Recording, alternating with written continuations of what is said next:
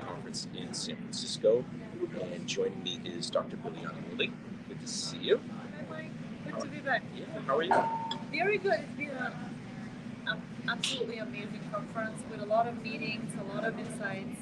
Nice. I definitely love It's it. always a busy. It's your first one. Yes, it's my first one. Yes.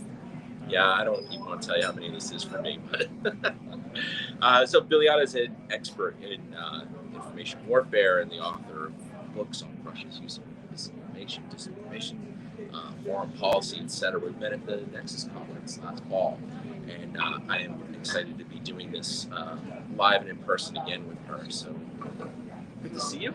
Good to see you too, Mike. Tell the listeners a little bit about yourself. Because, you kind of fascinating careers.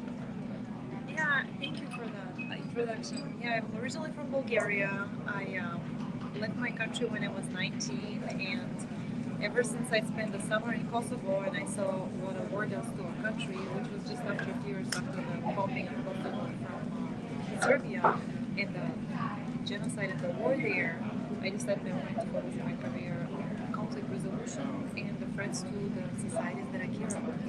And that resulted in me going to Geneva and working in the United Nations for a while at the conference on disarmament, and I was covering topics about the weaponization of states, the weaponization of space. I saw how different diplomats at the highest level interact on really important security issues.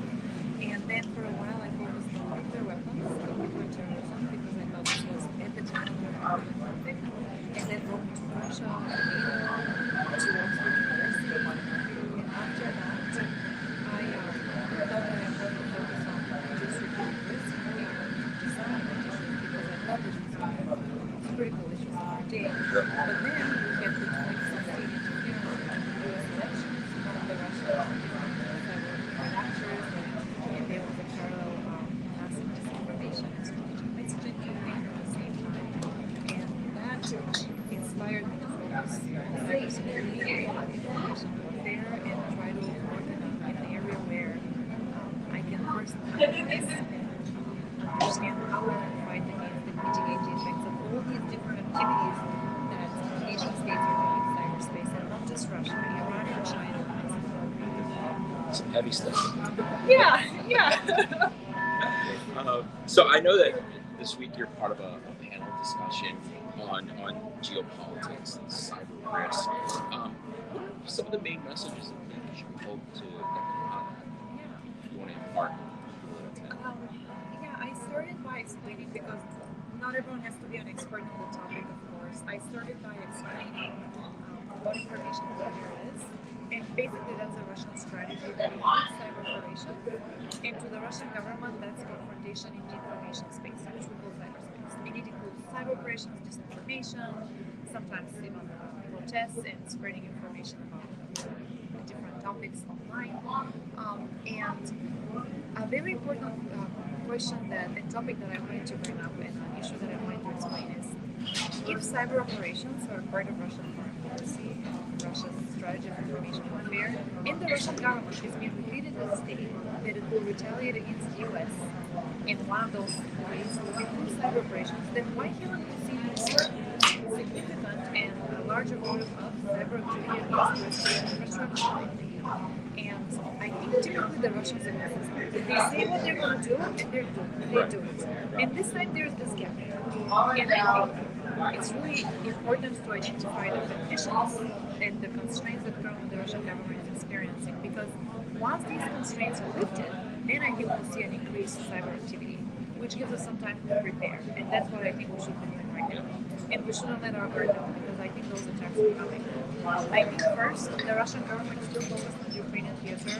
Although I know in our news cycle we're focused on other conflicts, which is understandable, but the Ukraine war is still happening and it's still on top of the agenda for the Russian government. So they have focused most of their cyber capabilities and specifically the resources of their APTs, of the most sophisticated actors, is still on that theater. That's why I don't think we see a lot of those towards us.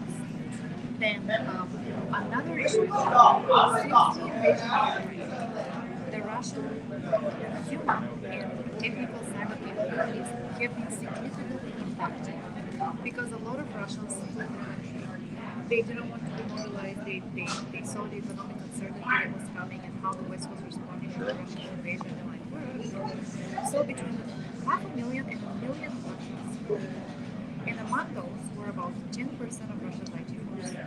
And if we think about this, who are the most likely people to leave a country so fast and to be able to find, to completely like uproot their lives and usually that's what they do. People just be overnight and get some connections abroad, which means that they're probably the creme de la creme of the Russian IT sector. So I think the Russians cannot tell us shortly.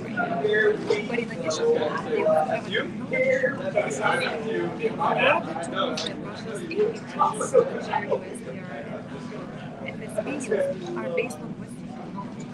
And a lot of these companies, after Russia's invasion, or either completely ceased operations in Russia, sold whatever assets they had there, or partially or almost completely removed the operation. So a lot of those technologies, the software and hardware that the Russians used to build their tools, now they don't have access to it. So I believe it's very hard for them to replenish their offensive systems.